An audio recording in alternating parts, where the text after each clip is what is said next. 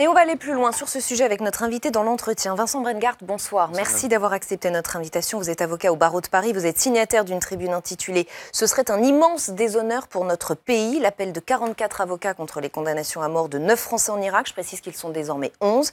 Tribune dont vous êtes même à l'origine avec William Bourdon. Pourquoi cette démarche? Pourquoi cet appel? Pourquoi même, j'ai envie de dire, ce cri d'alarme? Tout simplement parce que les décisions qui ont été rendues par les autorités irakiennes sont complètement contraires aux engagements internationaux de la France.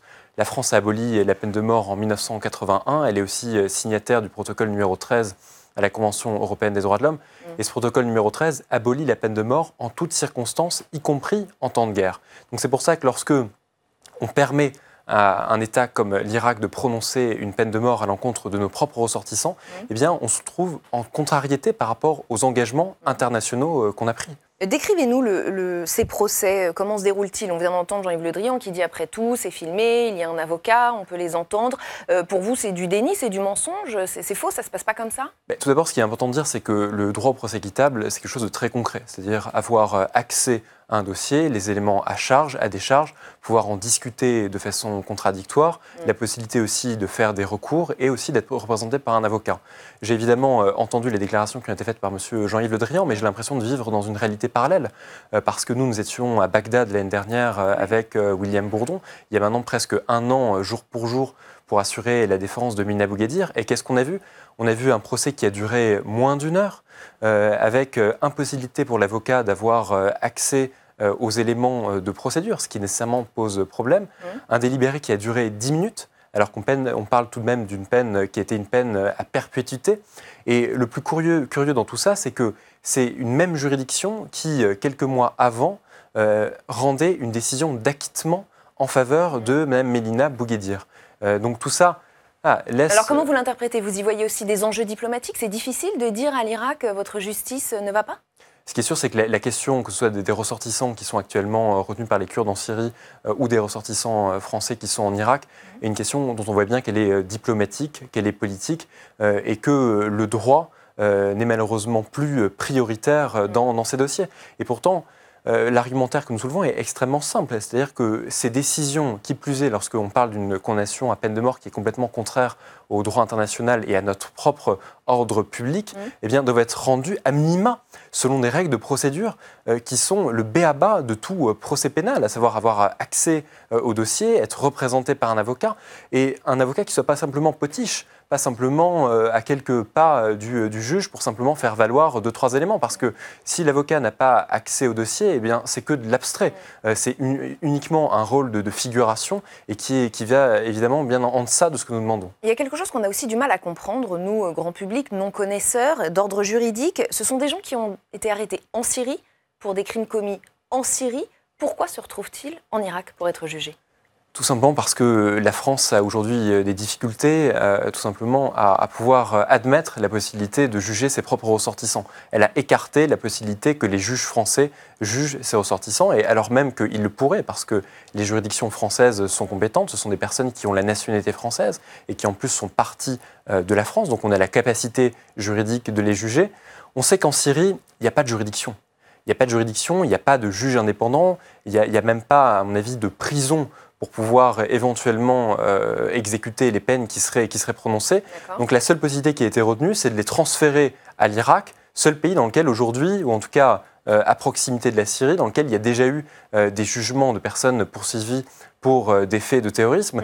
Et encore une fois, ce n'est pas une solution satisfaisante parce que non seulement vous avez cette problématique qui est liée à la peine de mort et aussi au procès équitable, et en plus, c'est effectivement l'interrogation de savoir pourquoi est-ce que ces personnes peuvent être jugées en Irak, parce que ce ne sont pas des ressortissants irakiens et vous n'avez même pas ce qu'on appelle le critère de compétence lié à la territorialité, donc à la commission de l'infraction sur le sol, puisque ce sont des agissements qui auraient pu être commis en Syrie et donc absolument pas en Irak. Et ils sont poursuivis pour crimes contre l'humanité, ça veut dire que ça pourrait potentiellement relever de la haie ? Ça pourrait potentiellement relever de la haie. Après, bon, il y a là-dessus des discussions de doctrine et juridique assez importantes sur le point de savoir si la Cour pénale internationale peut être compétente. Mais quel est votre point de vue ? Est-ce que ce ne serait pas ça à l'issue ? Mais la Cour pénale internationale, elle est compétente de façon complémentaire ou subsidiaire. C'est-à-dire qu'elle est compétente uniquement si les États membres ne prennent pas leurs responsabilités. Or là, l'Irak peut les juger.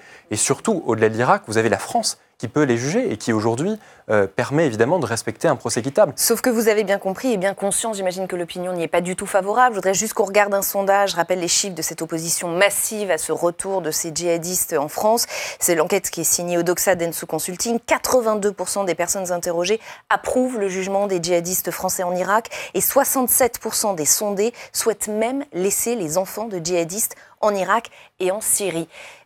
Comment vous analysez ces chiffres? Les Français semblent avoir peur. Qu'est-ce qu'on fait? Mais déjà, on n'est pas complètement isolé. Et quand je dis on, je parle des avocats de la défense dans ces dossiers. C'est-à-dire que vous avez notamment l'association française qui représente les victimes du terrorisme qui s'est dit contraire à l'application de la peine de mort et qui ajoute le fait que ce sont des personnes qui sont recherchées en France.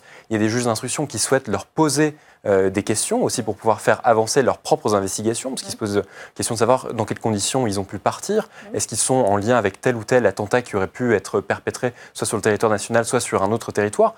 Autant de questions qui aujourd'hui restent complètement en suspens parce qu'il n'y a pas de coopération judiciaire avec l'Irak. La seule coopération est une coopération diplomatique permettant le sursis dans l'exécution de la peine de mort. Donc évidemment que moi je comprends parfaitement cette position de l'opinion parce que je suis avocat mais je suis aussi citoyen. Je vois qu'il y a une menace qui pèse sur l'ordre public. Il ne faut pas croire qu'on n'a pas une pensée pour les victimes. On y pense même chaque jour parce que ce sont des dossiers dans lesquels on est engagé et on sait qu'on a des responsabilités. Mais en attendant, la France doit pouvoir respecter ce qui fait aussi son identité, son ADN. Et son ADN, c'est le respect d'un certain nombre de principes républicains, et parmi lesquels le procès équitable, parmi lesquels l'abolition de la peine de mort. Et je rappelle simplement qu'elle milite pour son abolition universelle. Donc il y a une contradiction entre le fait de militer pour une abolition universelle et de ne pas intervenir lorsqu'on sait que l'Irak peut la prononcer à l'encontre de nos ressortissants. Vous dites qu'on a les juridictions adaptées. Est-ce qu'on a pour autant les prisons adaptées? Qu'est-ce qu'on fait de ces hommes une fois qu'ils ont été jugés? On les met à l'isolement. On a peur évidemment, tout le monde y pense, à la contamination au sein même des prisons. Là aussi, vous avez des solutions, des pistes? Alors, des solutions, ce sont des sujets qui sont évidemment extrêmement techniques et extrêmement complexes parce que lutter contre la radicalisation demande...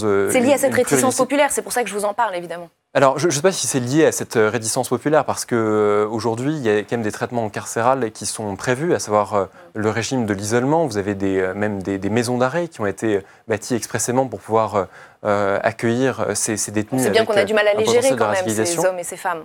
Oui, mais encore une fois, on le sait depuis, ça fait déjà plusieurs années que se pose cette difficulté. Elle a été identifiée. C'est une difficulté sur laquelle les autorités publiques ont travaillé. Et je crois qu'on a quand même un système carcéral qui fonctionne. Et on a une justice aussi antiterroriste qui fonctionne. Et j'indiquerai qu'il ne faut pas croire que les juridictions antiterroristes font preuve de la moindre clémence à l'encontre des personnes qui sont poursuivies pour des faits de terrorisme. Les peines sont lourdes, mais au moins elles le sont à l'issue de procès dans lesquels il est possible de faire respecter les droits de la défense. Et le message est très clair. Merci infiniment Vincent Brengard d'avoir été notre invité. Je rappelle le titre de cette tribune que vous signez avec plusieurs dizaines de vos confrères. Ce serait un immense déshonneur pour notre pays. Merci d'avoir été l'invité d'OVPL.